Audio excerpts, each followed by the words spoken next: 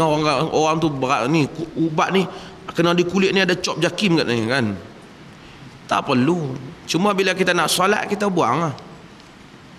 Kerana kita tersentuh najis, boleh ataupun tidak, dia boleh. Kalau kita tak boleh sentuh najis, orang tak boleh nak istinja lah. Cuma bila dia nak beribadat, nak berurusan dengan orang ramai, dia kena bersih lah. Tapi kalau ada ubat yang nak kena sapu misalnya untuk hilang, dan dia tu ada sikit bahan yang diragui, tak ada masalah. Lepas tu kita basuh, kita nak solat. Kita kena najis dan orang nak buat kerja apa, baja tak ayam macam mana kalau tak boleh kena najis, berlemuh sampai setengah hari tu dah kerja dia. Cedok baja tu bubuh dia apa, pokok tu tanya pula pokok boleh makan ke tak. Derayan tak ayam dia kata, tak mau makan bagi kat orang lain.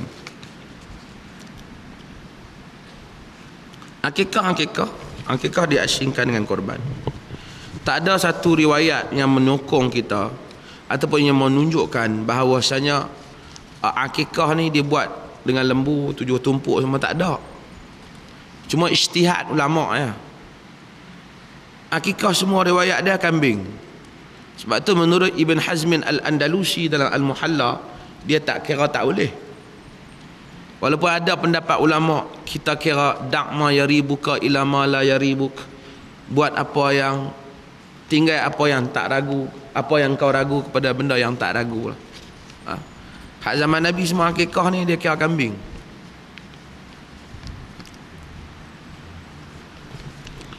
Dah tak mampu neri tu, kambing pun tak ada.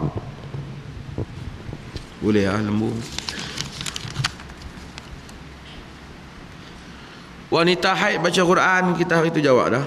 Bahawasanya kita kata bahawasanya hadis yang melarang wanita haid baca Quran tu dhaif.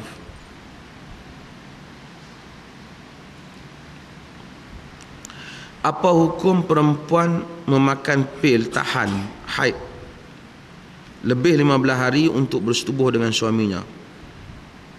Semasa mengerjakan haji, ada perempuan makan pil yang sama. Saya dapat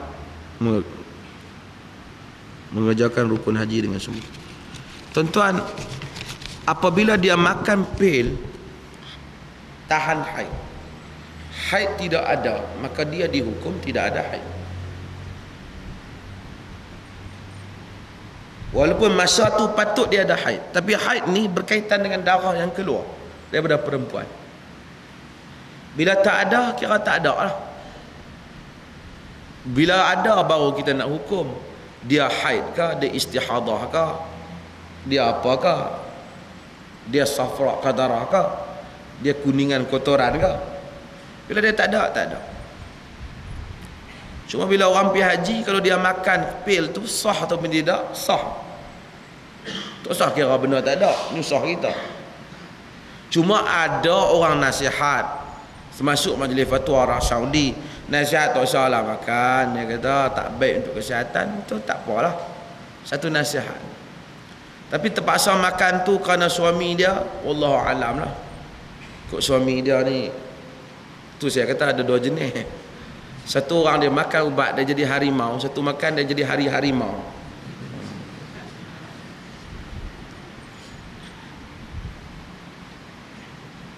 Kalau suami dia macam tu, wallahu alam, kalau dia makan tak apalah, dia bolehlah bersetubuh kerana tidak adanya darah ataupun tidak adanya haid.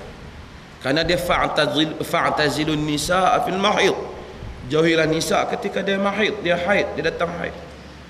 Kalau dia datang haid, cumanya kalau sentiasa isteri tu makan kerana duk takut kat suami pergi jadi madu 3 ke madu 4, madu 2, dia jadi bahaya untuk dia, dia suami kena kesian lah kat dia. Kalau benda tu terbukti, doktor saya tak kena tanya pakar, bahaya ke tak? Dia simpatilah pada isteri ni. Kata Ummu Salamah, Nabi SAW apabila isteri datang haid, Nabi yubashiruhun, Nabi bergaul dengan mereka, tetapi cuma Nabi mengelakkan iaitu tempat persetubuhan. Lain daripada itu dia boleh, seorang wanita dalam haid dia boleh bersenda gurau, dia boleh buat apa saja kecuali melakukan jima', itu saja yang dilarang oleh syarak.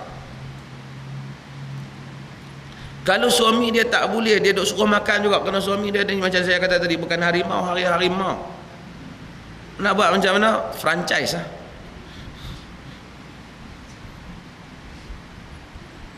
Orang perempuan tak suka lah dengar tu kan, tapi franchise nak buat macam mana? Tak dam nega laku banyak. Buka cawangan satu lagi.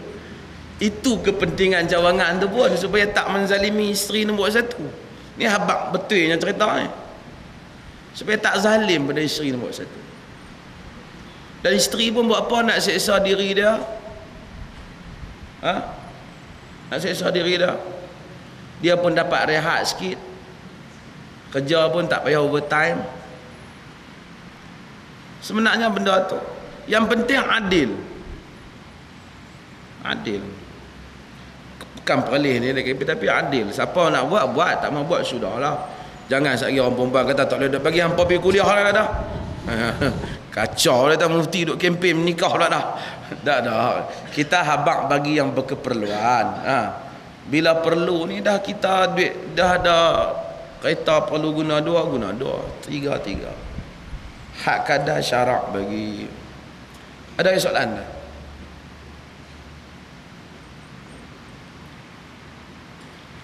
Orang perempuan bila dia nak tanya soalan dia boleh dia tulis daripada awal nanti dia main hantar siap mungkin ada soalan. Hak lain kali lah. Hari Rabu ni kuliah jalan seperti biasa. Tentang kitab ni saya insya-Allah akan usaha bagi ada lagi.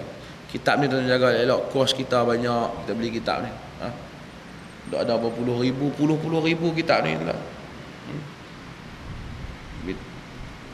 Cuma sebab tu lah kita tak bagi buat balik, kita simpan di masjid. Insya-Allah. Allahumma ja'al jam'ana hadha jam'an marhuma wa tafarruqna min ba'dihi tafarruqan ma'suma. Wa la taj'al minna shaqiyyan wa la mahruma. Wa sallallahu ala nabiyyina Muhammad. Alhamdulillah.